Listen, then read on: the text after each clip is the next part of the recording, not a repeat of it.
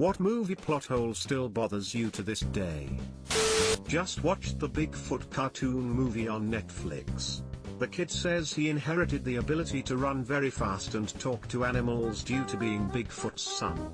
However, Bigfoot was originally a human scientist that was changed into Bigfoot after a science experiment went wrong. His kid was already born when this happened. So no way did he inherit powers. Bothered me more than it should for a kid's movie. Obviously that movie is a conspiracy against the government of Alberta. I'm pretty sure the experiment happened before the kid was born, but that movie is already pretty weird. Like, why doesn't he just let the bad guys take his DNA? What will it do? How is it bad? No one knows. Limitless. You're telling me that essentially the smartest person in the world, that took a $50,000 loan from some mafia, and then turned that into millions, in like a few days through some crazy investing scheme, was unable to have the foresight to pay back the loan shark on time. It was explained in the movie, he was just too focused on making money, and he forgot. Yeah, okay. The dude remembering a random book he glanced at 20 years ago, simply forgot to pay a loan he took out a few weeks ago. This always bothered me too, but my headcanon around that is the limitless drug is explicitly shown to increase risk-seeking behavior. So he wasn't just focused on making money, but on doing it in the most high-risk, dangerous way possible. Talk your way into a safe, low-risk loan? Nope. Borrow money from a violent loan shark? Hell yeah. Pay the loan shark back once you make your nut in the market? May. Stiff the shark and see if you can get away with murder? Fuck yeah, YOLO bitches. So even if he didn't intend to, he may have inadvertently been doing things unnecessarily dangerously for the thrill of the challenge. Also, he didn't really need a loan shark. If he had just waited like, 5 days, he would have been well past the loan shark money. While that itself isn't necessarily a plot hole, it is lazy writing to introduce an unnecessary antagonist. In Waterworld, paper is the most precious commodity in existence, yet there is inexplicably copious cigarette smoking. Well, now that you put it that way, I realize paper is precious because everyone's smoking it. In South Asia it's common for cigarettes to be wrapped in a leaf instead of paper. It's called a bidi. Not exactly a plot hole, more like a gap in logic, but in Minority Report when Tom Cruise's character gets flagged for committing a future murder, pre-crime doesn't disable his permissions or security clearance. Like, this organization is literally ahead of its time, but they don't think to revoke his clearance. In the opening sequence of Star Trek Into Darkness, if you're trying to hide the Enterprise from a primitive civilization, why would you hide it underwater right next to their settlement? Why not hide it, you know, in space? In Polar Express, the kid who almost misses the train never gets gifts from Santa for Christmas, presumably because his parents can't afford presents, meaning either A, Santa isn't real, or B, Santa hates poor people. But at the end of the movie the main kid gets the bell from Santa directly, so canonically Santa said fuck that kid in particular, I guess. This has haunted me for decades. My mom loves the movie, says he didn't believe in Santa before. I had already mostly stopped believing in Santa Claus when I found out really poor kids don't presents from Santa, and that was the final nail in the coffin. Ra's al Ghul standing next to a microwave emitter, explaining it turns the water in pipes 100 feet away into steam, but apparently isn't strong enough to turn the water in his body into steam when he's standing 10 inches away. And no one boiled water or took a shower the whole time that shit was in the water mains. See also, TDK, examining a bullet hole and being able to pull a fingerprint off of the fragments of bullet used to create the hole. But in order to reverse engineer the fragmentation pattern, he test-fired a bunch of random bullets from a minigun that can somehow produce the same results as a handgun or rifle, or both at the same time. And if that's not silly enough, a fingerprint wouldn't be on the bullet. When you insert a round into a magazine, you press down on the casing, not the bullet itself.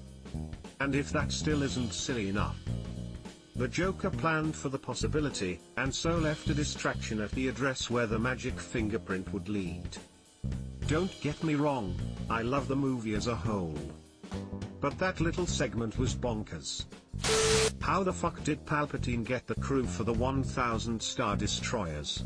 Did he have the Sith Eternal fuck themselves enough times to have like, an extra 6 million people to pilot them? How did he even get the raw material for that shit anyway? The whole point of the prequel trilogy was to explain how Palpatine acquired the political and material requirements to create the Empire. And they just tossed it all in the garbage because Disney wanted to cash in on their new property too fast to write something good. They spent all of Rogue One setting up this explanation that the Death Star is powered by kyber crystals, which are rare and difficult to find. The Empire mines an entire planet for years to get enough kyber crystals to just begin the project. They spent all of the art explaining how long it takes to build and rebuild the Death Star. Then they spent all of TFA explaining how Starkiller Base used a new technology that relied on harnessing the power of an adjacent star instead of kyber crystals, specifically because kyber crystals were so rare and difficult to extract anymore they were basically unattainable.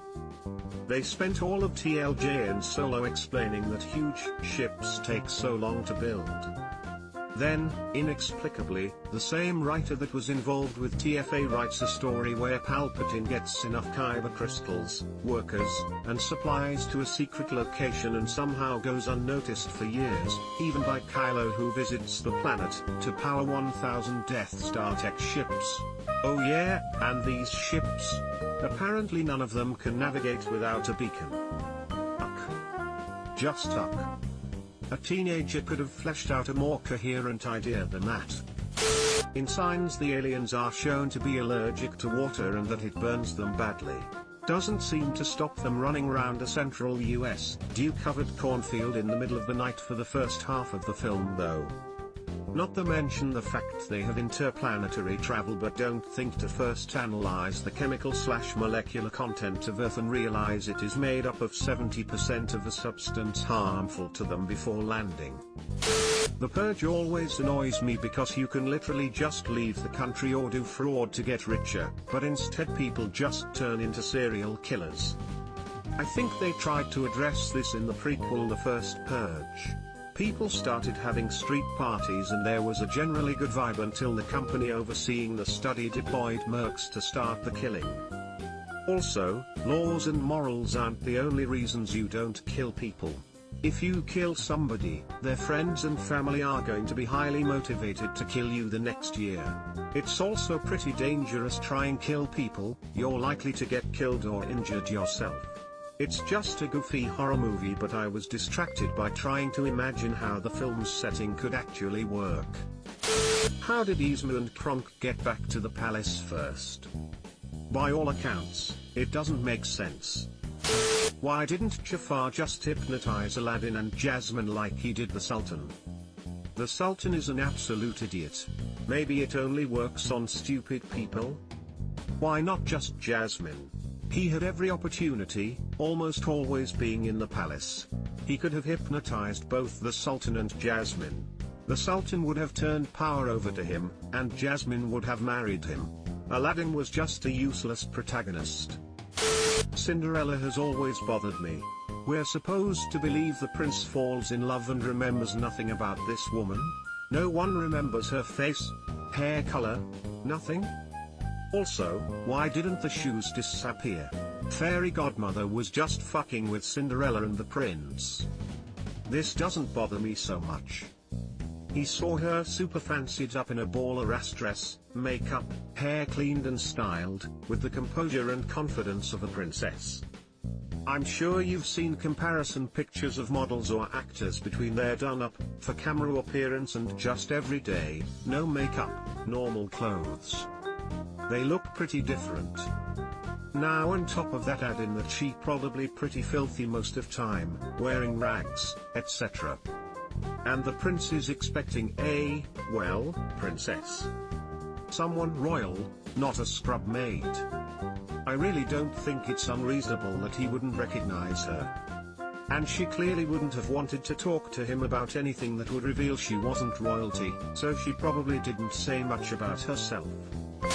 In Ant-Man, they claim that mass stays the same, and only the distance between atoms changes, yet he is quite obviously much lighter when smaller. And he wouldn't be able to throw punches when that small, he wouldn't have enough leverage to do so, his muscles would be too small, and even if he could exert enough force to throw them back like with a normal punch, his tiny little hands would just punch through their flesh like stabbing someone with a pencil. Ant-Man is super inconsistent about that. He cracks the bathroom tile, which is accurate for a 180 to 200 pound weight on an ant-sized impact. But later he runs on a person's gun as they are holding it. He rides on ants that should be crushed. He punches people while tiny and doesn't blow a hole through them. In later movies he gets huge and is heavier and stronger. Try not to think about it. Yeah, fun movie and all, but very inconsistent logic. Hank has an actual tank on a keychain. It's cool that he can expand it if he wants. But shouldn't it always weigh as much as a tank? And if it's a super lightweight tank, how could it break through the building and cause destruction in the finale of the movie? Subscribe for more hot Reddit takes in your inbox, guaranteed.